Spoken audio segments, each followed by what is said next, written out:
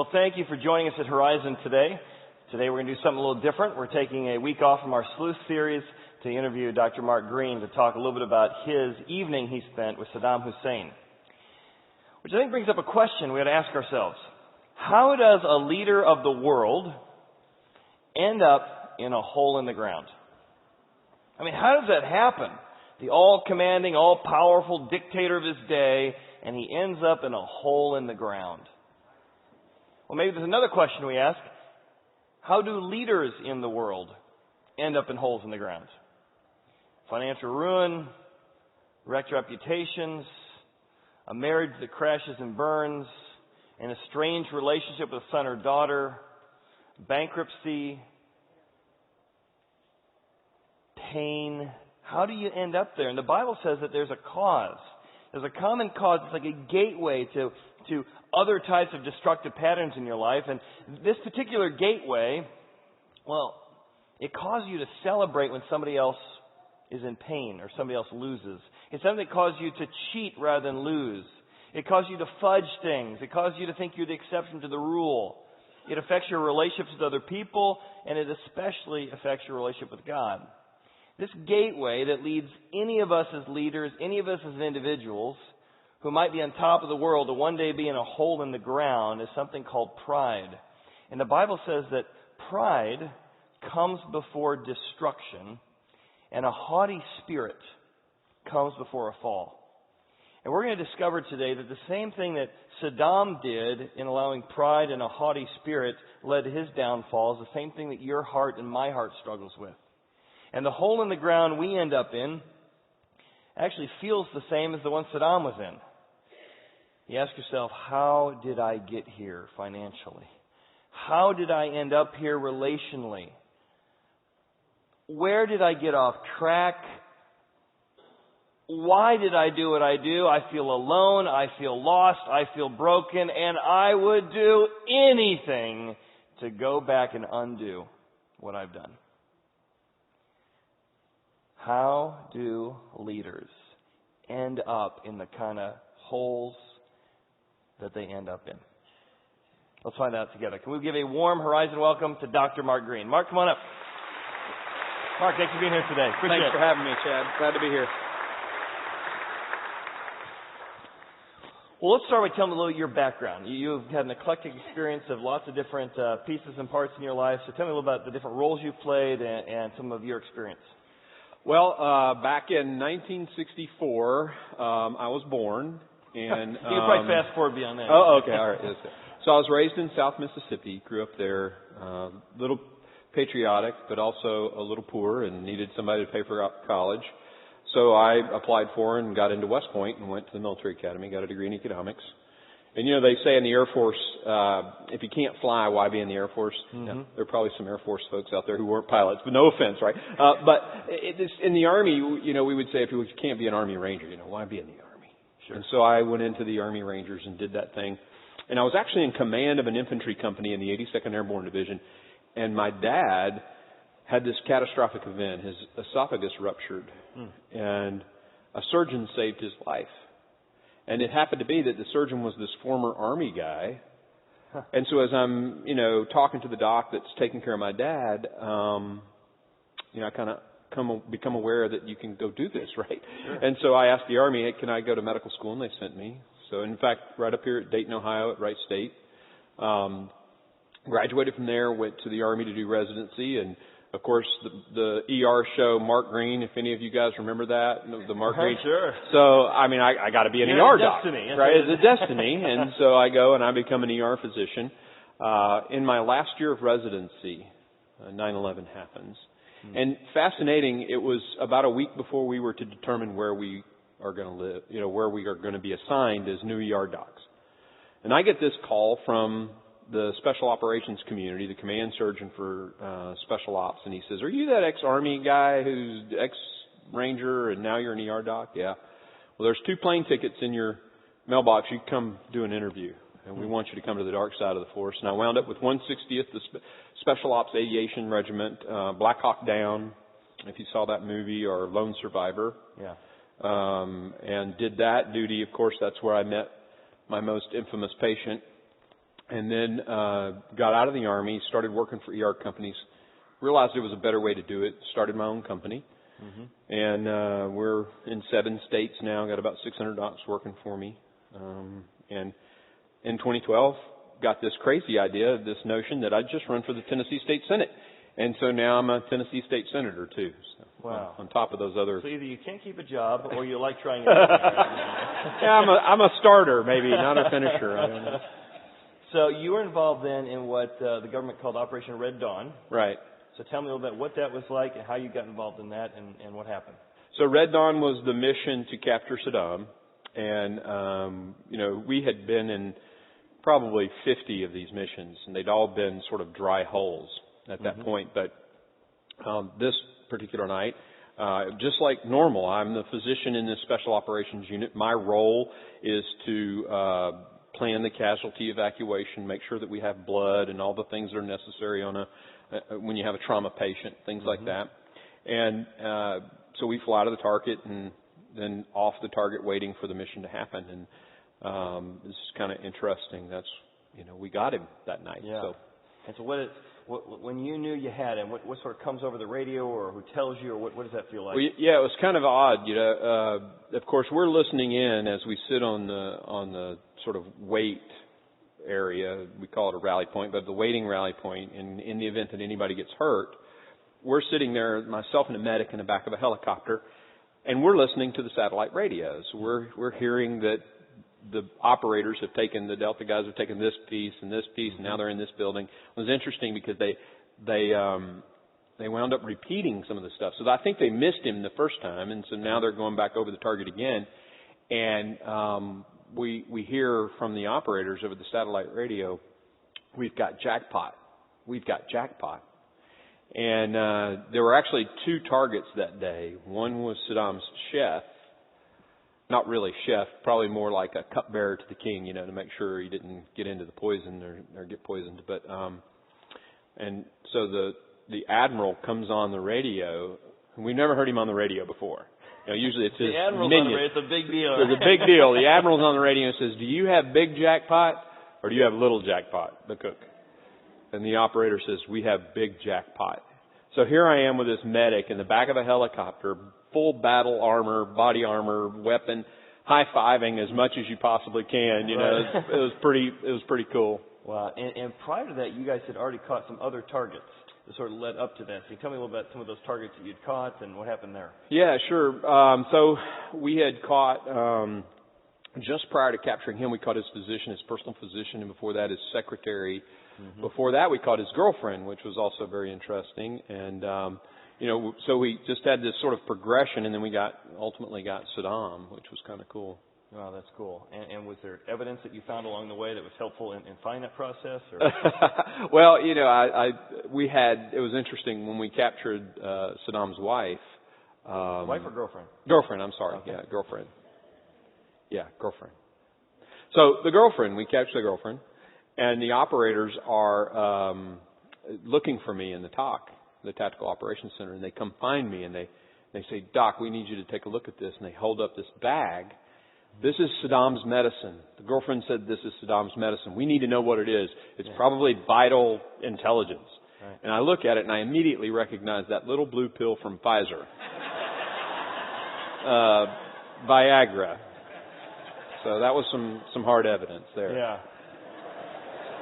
So even the king of the world needed some help. Yeah, even the king of the world needed some help. So how did you end up in a room with Saddam Hussein? Of all the doctors, of all the people in the military, how did you end up being the one in that room? Well, it's really, I don't know, coincidental or divine, but, I had, initially when I was there, I had the dual role of taking care of the mission planning and the execution of the mission, flying out, any of the guys get hit, I take care of them, we take them to a hospital. The other side is the detainees. So Saddam's girlfriend, the secretary, we put them in this detention facility, and I'm their doctor. I'm taking care of them, making sure they're healthy. Americans are really good about that. So but then the Army brings in this second doctor. "Mark, you focus on the mission, and we're going to have this guy just take care of these because it's too much for 2 people or one person." Well, that night after this guy does his interview with him, I'm thinking I'm going to go over and just take a look at Saddam. I mean, this is Saddam Hussein. You know, I'm not going to at least stand outside the room and see if I can get a glimpse at him. Well, I'm standing outside the room to get a glimpse at him. That guy leaves. The admiral comes out and says, I want a physician with this guy 24/7. Don't let him martyr himself. Mark, do you want to go in? Well, you're asking me if I want to go in and spend the night with Saddam Hussein on the night of his capture? Yeah, I'll go. Yeah. And I go, and so the rest is kind of history. Wow. So you're now in the room speaking. Is there an interpreter there you can speak through? Or? Yeah, there was an interpreter, and I had actually been witnessing to him. That's a whole other story. Yeah. But I had been sharing my faith with him, and we had become pretty good friends, and that was my interpreter that night. So meanwhile, here you are in a room with Saddam Hussein, the Hitler of our day. We didn't catch the dictators in the past, but we're catching this one. Yeah. You get to be part of that. Meanwhile, you can't talk to your family. There's no communication back home because of all the secrecy of it. Your parents are engaged in their own spiritual CIA operation. Tell me about that. Yeah, it was kind of interesting. I get home after we capture Saddam Hussein and call my parents to tell them about it. And my mom goes, well, son, you won't believe it, but Dad and my dad's a Southern Baptist pastor in South Mississippi, and so he had sent this letter out to all of his pastor friends, asking them, it was in the early parts of December, to fast and pray that we would capture Saddam Hussein. So on Monday, I believe it would have been probably the 8th or 9th, my parents fast and pray that we capture Saddam Hussein so the boys can come home. You know, they naively thought that'd be the end. Yeah, that would be the end. So that Friday night, we captured Saddam Hussein. And what's interesting is my mom had added to her prayer, God, she knew I was gung-ho, right? One of those guys. Please let Mark be a part of it. If it be your will, that's the way my mom prays. Wow. Lord, if it be your will, let Mark be a part of it. And I walk in and spend the first night with the captured king of Babylon. And what did that do for your faith? I mean, there's the power of a praying mom, right? Yeah, that's exactly right. Yeah. So if you have any issues, email his mom and have her pray for it. Really. Oh, that's pretty neat to see how God's working, to see how your parents were praying for you and caring for you.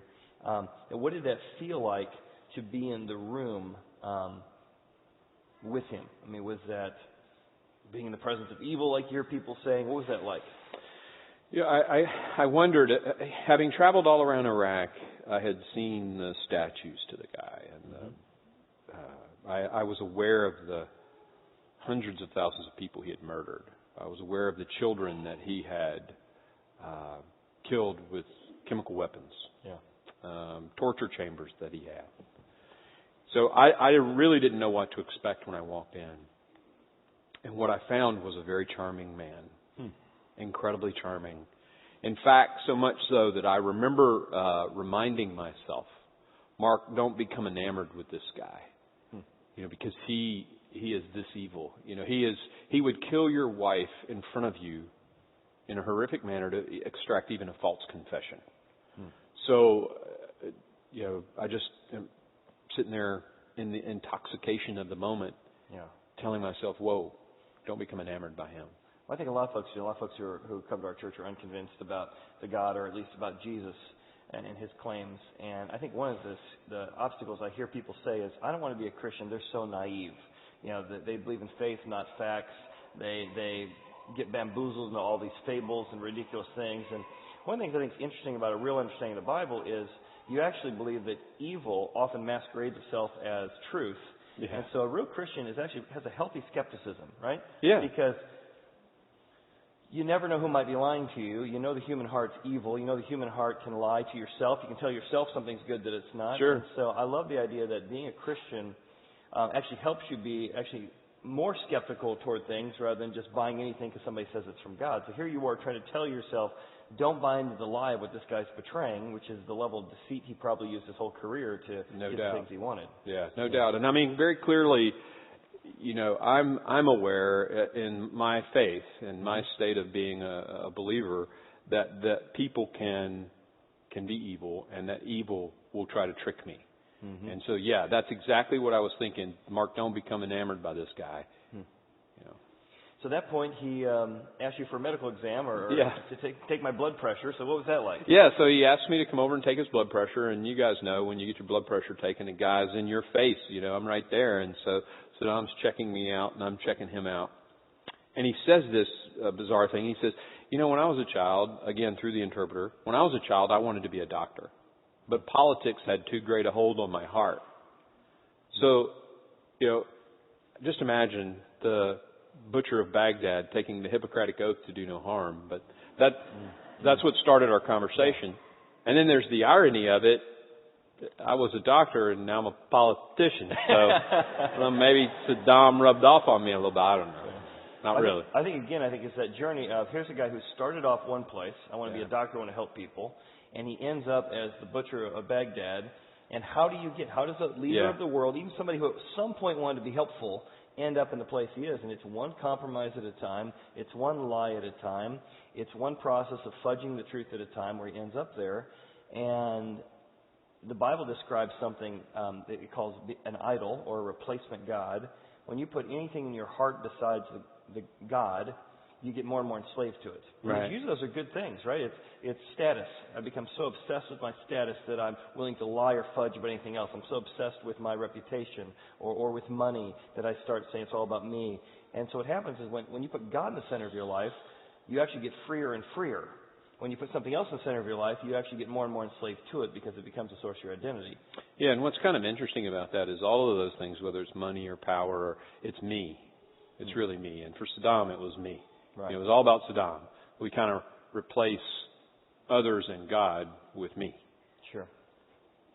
And you talked about in that every time you asked him a question, he had a very similar answer to my question. So tell me about that, because that really speaks to this issue of how far he had come by the time you met with him. Yeah, so every time I would ask Saddam a question, he asked, why did you go to war with Iran? Or why did you start the Kuwait War? Saddam would start with this, I am Saddam, the wisest and magnificent, the ruler. And he would say several sentences about how great and awesome a man he was. And, and then he would answer my question. So you ask him, what color is the sky? And he would say, I, Saddam, the great, all-powerful, all-knowing one who everyone owes their life to, would say that I believe it to be blue. That surprisingly reminds me. It was... Still working on my Saddam impersonation. Thank you. No, it was very good. So, yeah. Well, isn't it interesting, though? Because, again, it's not Saddam, it's all of us. We start believing our own press, don't we? You start believing that you're more important than you are because you have the title senior pastor or senator. You start believing that maybe the rules apply to everyone, but you're maybe at a position where that one doesn't have to apply to you. And so you start making yourself the exception to moral codes. You start making yourself above the rules, and you start believing your own press. I mean, that's what happens in our heart. Yeah, no, and that's a great reminder to anybody who's in a position of authority. You can't ever let that go to your head, right? Mm-hmm. So, because what happens there is you begin to make that progression away, and ultimately, if you really stay unchecked, you wind up like Saddam Hussein. Mm-hmm. Now, how did he feel? You mentioned something about how he felt about his area of the world. Tell me a little bit about that. So, Saddam answers this question that I asked. I asked him, why did you go to war with Kuwait? Mm-hmm. And so he again gives me I'm the greatest thing since sliced bread, and then he says some justifications about who owned which oil field. Mm-hmm. So there's actually a discussion about this oil field belonged to us related to this treaty in 1910. Mm-hmm. And then Saddam holds up his hand and he says, but all of human civilization comes from the Tigris and Euphrates River, and he actually points to the palm of his hand, and he says. I am the president of everybody on the planet is an Iraqi because of this relationship, and I'm the president of Iraq. Essentially, I can do whatever I want. I'm the king of the world. Since civilization came from my land, they're all Iraqis, and so I own everybody. I own everybody. Wow. That's amazing.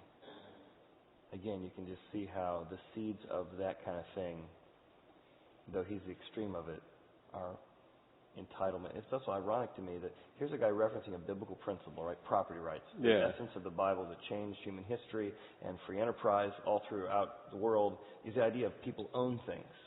And so here he is referencing a biblical principle while he then turns away from that as his justification, turns away from that, becomes the tyrant, because now he thinks he owns everything rather than God owning everything. That's right. An interesting passage about the Bible that we talked about last service, where this progression he went through is a progression we all go through from Romans. It's this idea that we start believing a lie. We give up on the truth. We start believing a lie, and God gives us over to the lie. He goes, all right, you know what? I'll let you feel the full extent of believing the lie that you believe. So walk me through that a little bit. Sure. In that Romans passage. Sure. It's a fascinating passage at the beginning of the book of Romans in the Bible. And, there seems to be this sort of three-step process. So we start violating our conscience and doing things that we think we shouldn't do. Mm-hmm. And it begins to change us. And so we kind of don't want to be around people who are maybe doing right things, mm-hmm. or maybe going to church, because it makes us aware of those changes inside of us. Yeah. And so we get away from worship. Mm-hmm. And so as we do that, God kind of releases us to the consequences of that, and that's more sin. And, so you continue down the progression mm-hmm. to the point where you actually take a falsehood and make it the truth in your mm-hmm. head. Mm-hmm. And sort of like, I am really the purveyor of my destiny. I am. Mm-hmm. It is about me. And I start to worship my job, or I worship, whatever it is, and something becomes an idol. And then the next step is you just kind of lose the knowledge of who God is. Mm. And so at that point, God kind of releases people to the consequences of that, which is really bad decision making. Yeah, he mentioned that passage that he gives you over to your lust. Again, lust can be the lust for power, the lust for money, the lust for that thing that you thought would give you power. He says, all right, I'll give you all of it, and you just see, you're going to end up in a hole in the ground in that thing. You're not going to find the peace that it was promising you. That's exactly right. And that God gives over to a debased mind. I mean, you're not even thinking correctly anymore, and now you start buying into, not only your own press, but buying into lies that you're spitting out. You said you started a spiritual conversation with Saddam, and you got to see another example of, even in his own religion, how he had put himself in the place of Allah. Yeah, that was pretty fascinating. So we were just having a conversation. Toward the end of the conversation, Saddam asks me, which way is Mecca? Mm-hmm. And we point, at that point, it was pretty much south. Mm-hmm. And so Saddam turns south and just stands there and prays. We're thinking, wait, that's not how Muslim people pray. And of course, I've gone and checked it out since then, and my friends who are Muslims say, Mark, there are certain exceptions where a Muslim doesn't have to bow, but, our belief, our faith, the whole title of our religion is submission. Islam means submission to God, right? So Saddam should have been on his face before God.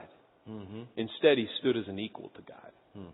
And pretty revealing into the heart of this guy. And there it is. It's pride comes before destruction, a haughty spirit before the fall. Even read like the book of Daniel, you get to see that. It's Nebuchadnezzar stands up and says, I have done all this, and God humbles him. He ends up in a hole in the ground. The Dariuses, all these folks that said, I can never be conquered, and God gives you over to your false press. And how many kings have been lost because folks said exactly that? But here he's standing as if I'm an equal to God. Yeah. Wow. Now tell me, you asked him some questions, the specific ones about, for example, how he thought we'd respond to going into Kuwait. How did he? Well, yeah, that was also very fascinating. So I asked Saddam, did you think that the Americans would respond the way we did when you invaded Kuwait, Desert Storm 1? And he gives me this pretty cogent answer. He says, I didn't expect it to take you that long. I was prepared to fight the battle right away, and had you attacked right away, I may have beaten you. Mm-hmm. But because I didn't have the capacity to sustain the logistics outside my country for as long as it took you to build up, my guys quit when you came. Mm. And I think there's probably some truth to that. It was a cogent answer. So here is the all-powerful one, and yet he can't feed, entertain, and provide for his soldiers for even 6 months, and they're probably bored out of their mind. They're here to fight a war, and nothing's happened for 6 months. Yeah, they're starving, hungry, and they're away from their families. And so. Now, how about you ask them about Iran as well? Yeah, one of the things that I also found fascinating from a historical standpoint, but also really into the mind of who Saddam Hussein was, how far he had gotten down that progression. I asked him why he started the Iranian War, and now I'm sure most of you have probably heard of the history of the American hostage crisis, right? When the Shah of Iran is overthrown, about 1979, 78 time frame, fall of 78, And they storm these religious,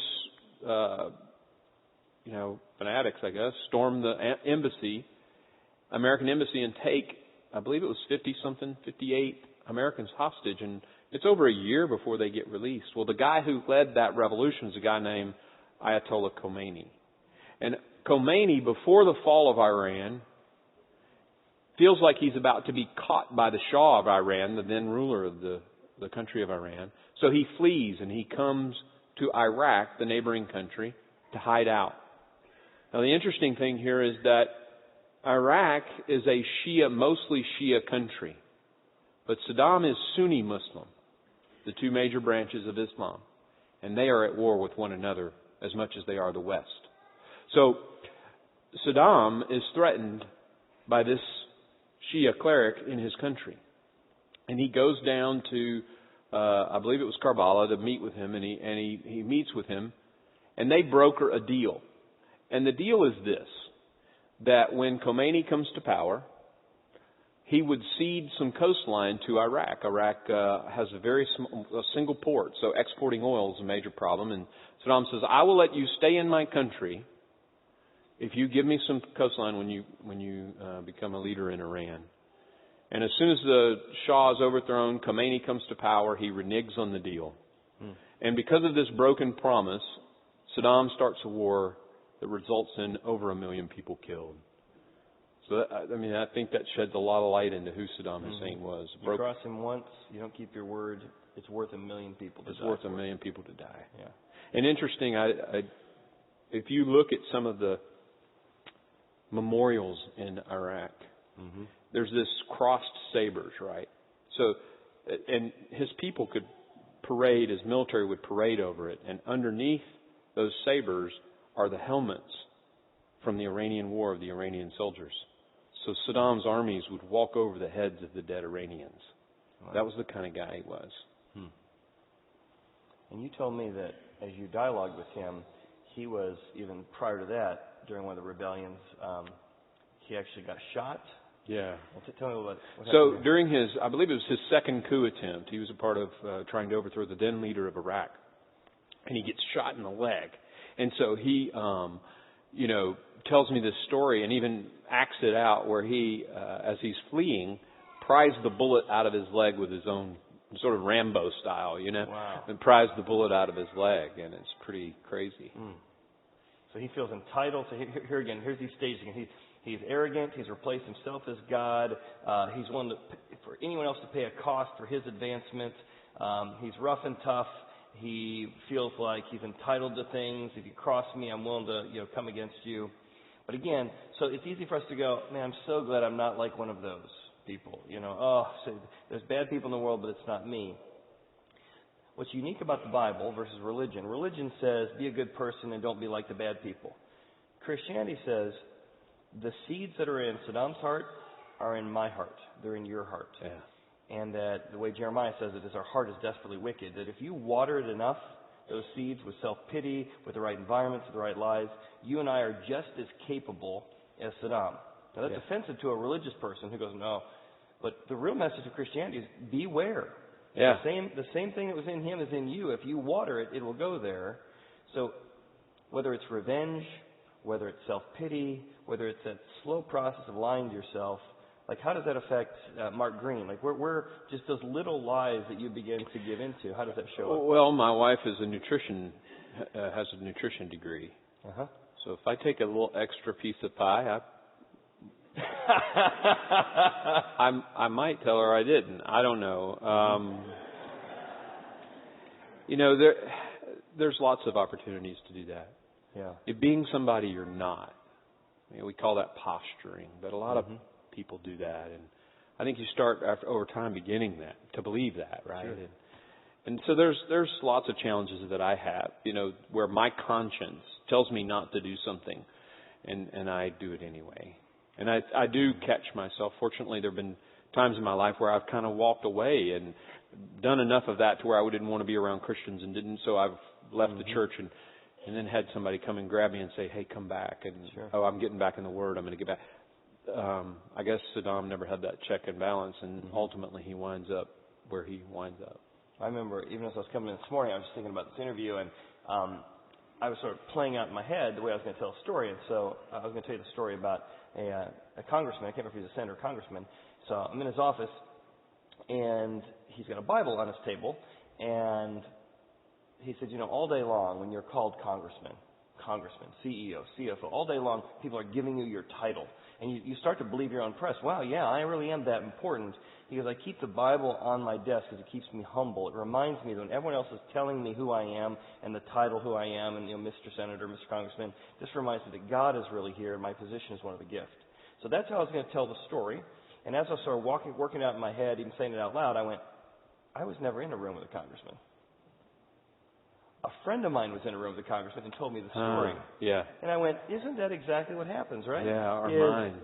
To personalize the story, or maybe make myself look more connected or more influential than I am, I'm already telling a story that's just 1 degree off. I remember when I was in my 20s, I played college in volleyball in college.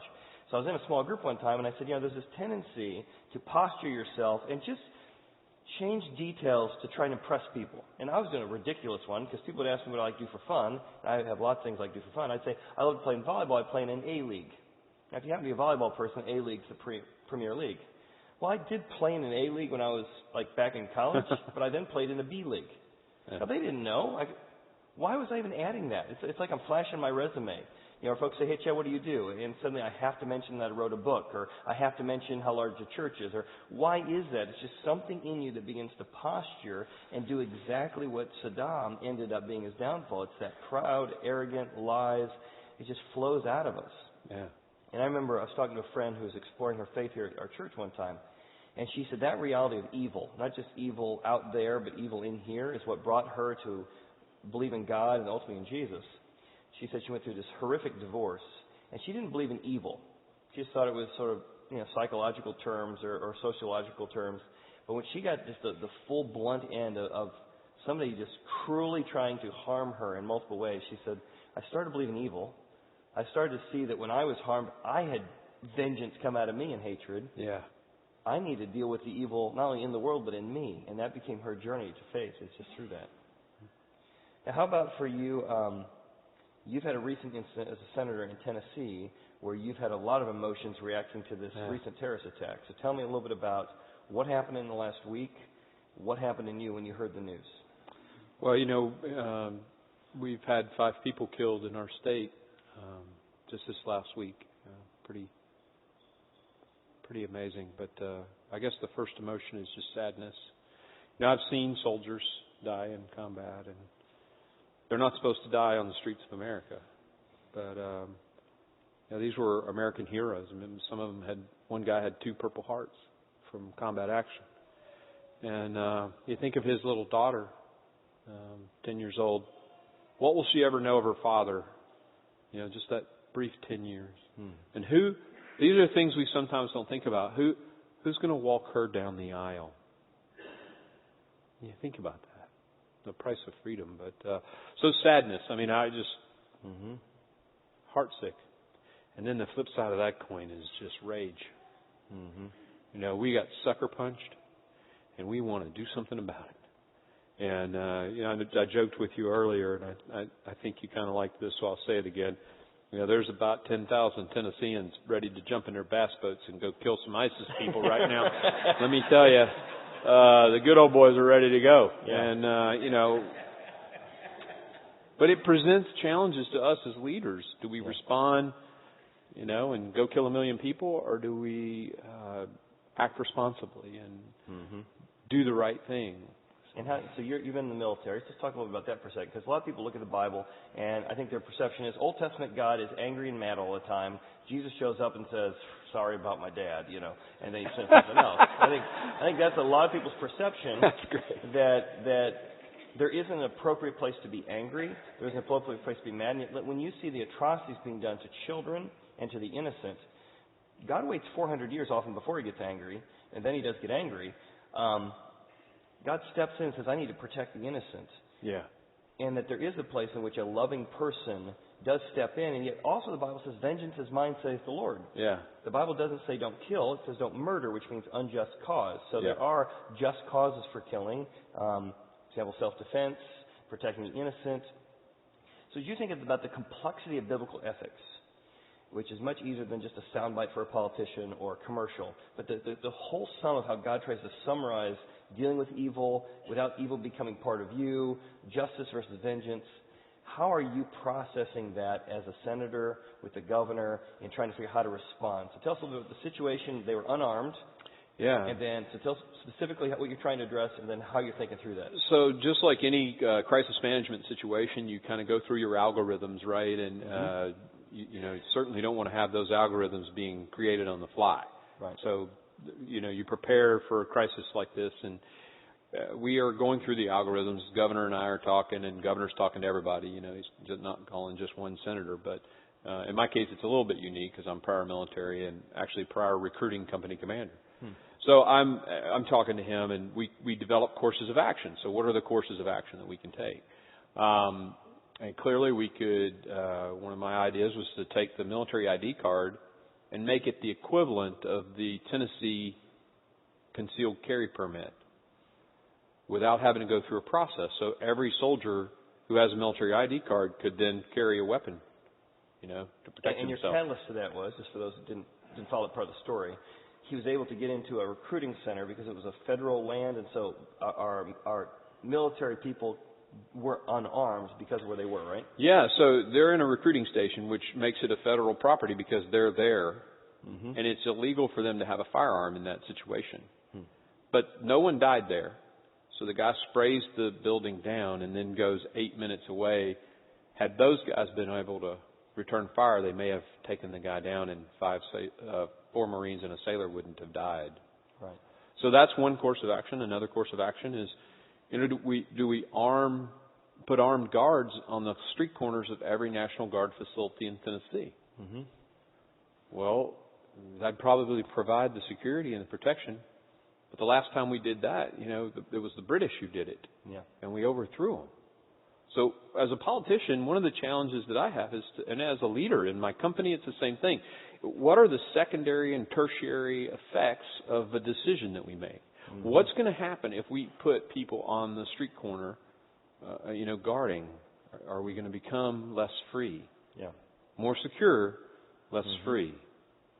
What if one of those soldiers who we give the permission to carry has been to combat and has PTSD? And now he's got his weapon that he can legally carry. We haven't gone through the vetting process, which we normally do to get a carry card, right? But he could do damage and really hurt people. And that decision would be on our backs. So while there's this knee-jerk response we want to make, we've got to go through an algorithm to make the right decision. So you got the pressure from your constituency saying you got to do something, and probably have lots of ideas what you should do. Yeah. But as a Christian, you're able to say, hey, I need to think through all the different ethical parameters and principles to apply here. And as in a pluralistic society where even if Tennessee is probably a higher percentage maybe of Christians in another state, you're saying, how can I do what's best for everyone regardless of their belief, right? That is right. Yeah, that's absolutely right. I mean, we're not deporting people. Yeah. And so if you did what maybe everybody wanted to, it would be Mark Green leading the Tennessee war against ISIS with all the bass boats. Yeah, I'd be on the high seat in the front on the bass boat, Yeah. So. That's funny.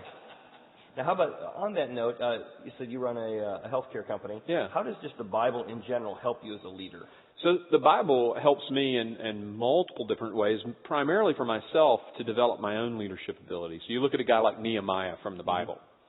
Fascinating stories about leadership. Nehemiah was a contingency builder.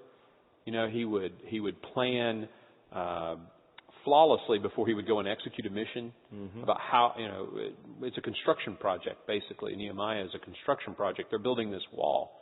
And Nehemiah 3, he dedicates a whole chapter to praising the people. And he lists all the families that work on this wall. And you think, man, I'm a leader. How many times have I I've forgotten to mention people and bring praise to the people who are working for me or on my team? But these are just great leadership principles that are in the Bible. So I use the Bible for that. And then like I said, I've got about 600 guys working for me. We do these leadership conferences, and we do them, every quarter or so. And, we'll talk about the compliance issues and all the other leadership issues. But in each one, I bring a pastor in. or some religious person to come and give a speech, and they'll talk about David and how David's surrounded. And it's all about leadership. And it's great. So we use it really as a tool to help guys become better leaders, gals become better leaders. And in the process, they realize, wow, this book may have some relativity. Yeah. And some people go and they start reading it. Yeah, it's really kind of cool. I find one of the biggest obstacles folks have that are exploring is just thinking the Bible's irrelevant, or thinking you got to eat it all at once, right? Yeah.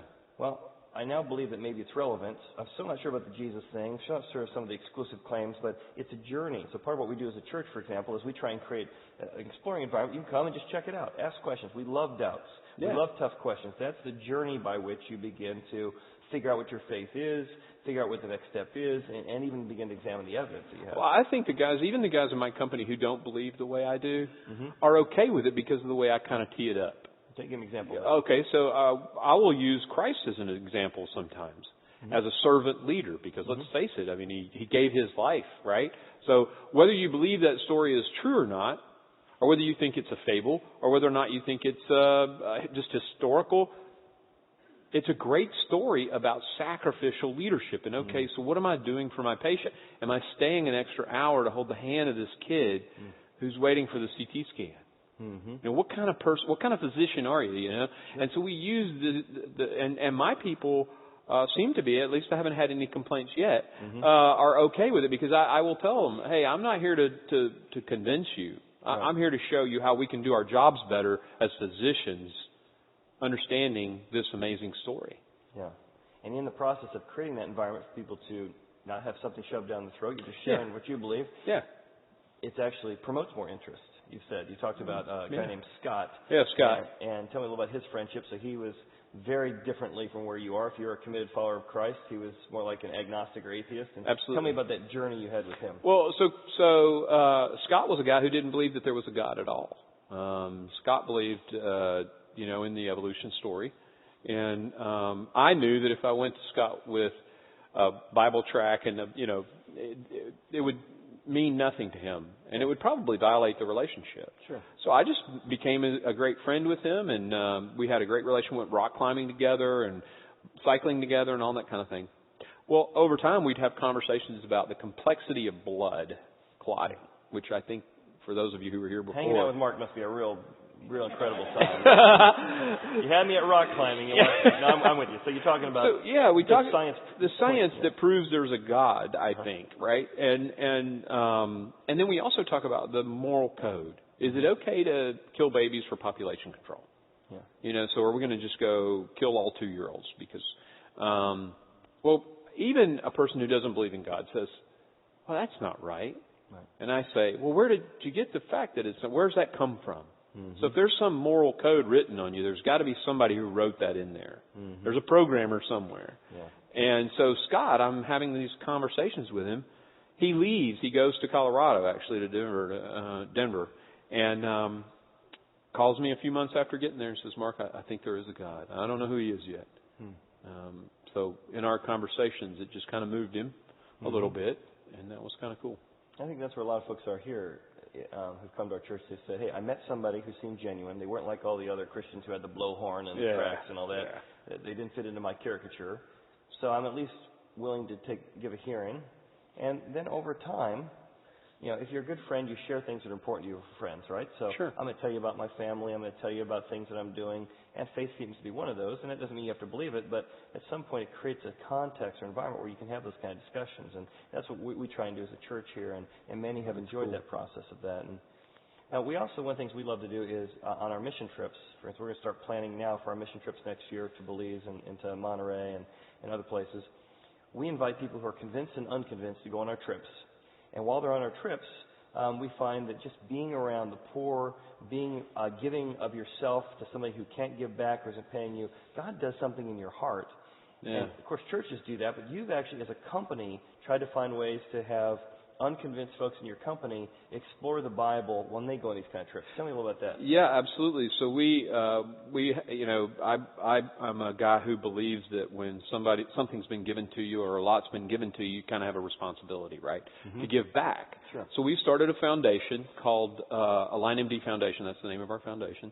We've made trips to Ethiopia, Cambodia, places like that.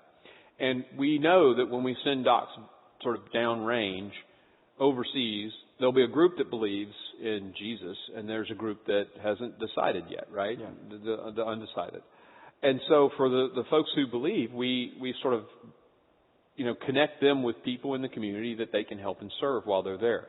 And those who aren't, we kind of explain the various faiths that are in the region, and it gives us an opportunity to share, this faith and that faith, and it sort of allows them to be confronted, at least, and given the opportunity to make decisions about whether or not they want to believe or not.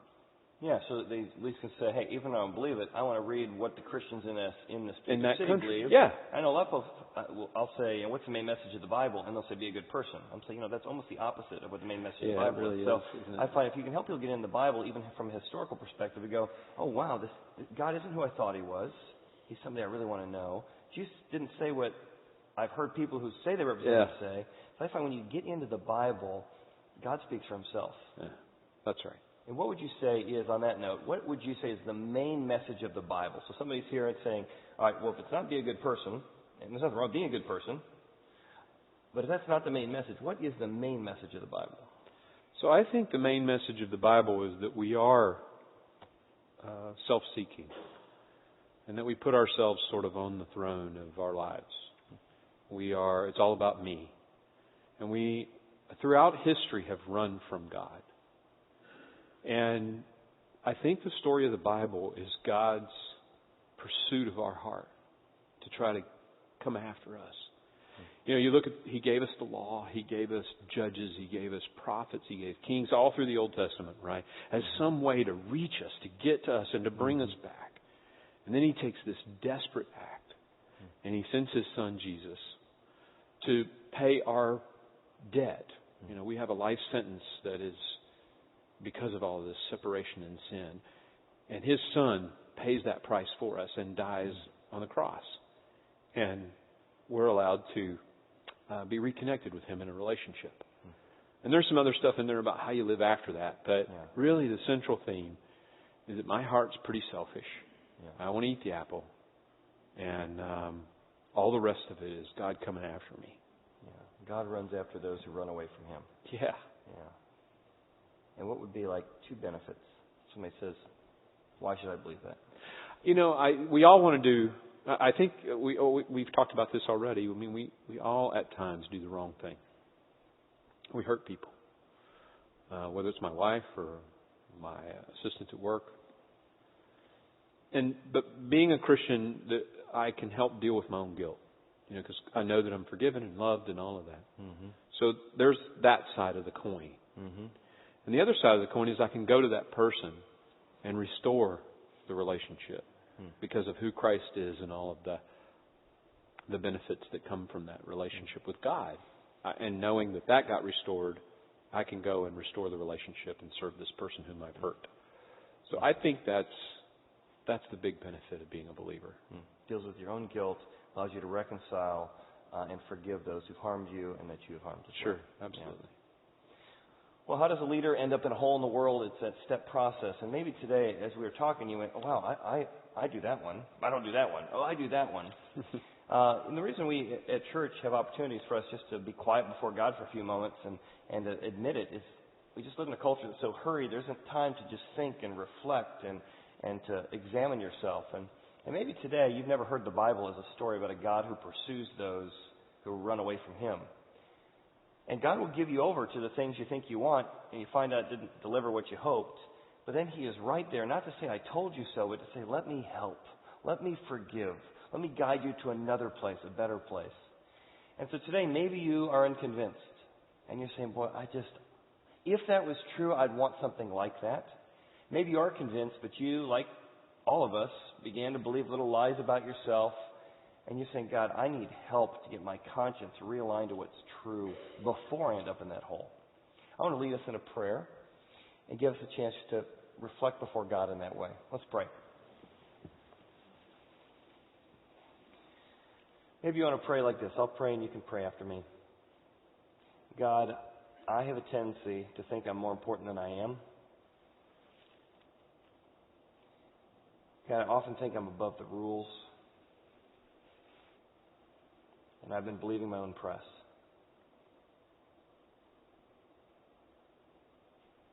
God, I'd like forgiveness for that.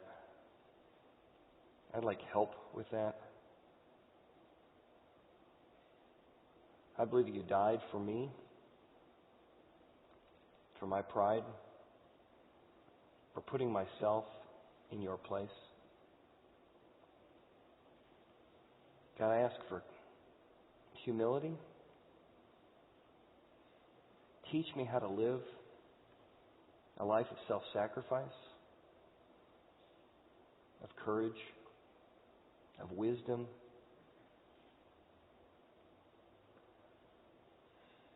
Or maybe today you're near that hole or in the hole and you just want to say, God, help. Help me in my marriage. Help me to swallow my pride. Help me to reach out to my son. Help me to come clean with what I've done.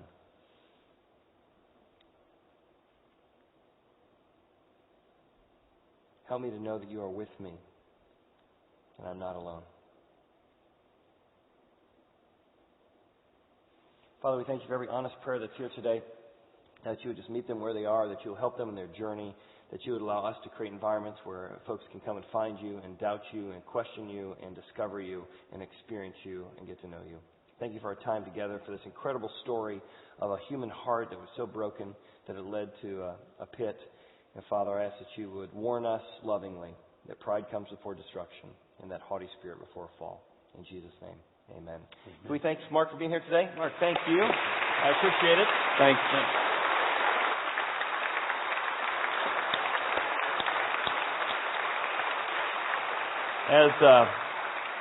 As you leave today, if you did come prepared to give, there's some offering boxes on the way out. If you're new to exploring, we'd love to help you in your journey. There's some different books on the table as you go out in the foyer, just help you in your spiritual questions or doubts. And if you're new to Horizon, we'd love just to get to know you. So put a name with a face. The third door on your left is the hearth room. There's some folks who are leaders of our church there and volunteers. They'd love just to say hi. You can ask any question you might have. And then we're going to resume our series called Sleuth next week as we begin to journey through what does the Bible say and how do we apply it to our lives. Thanks again. We'll see you next week.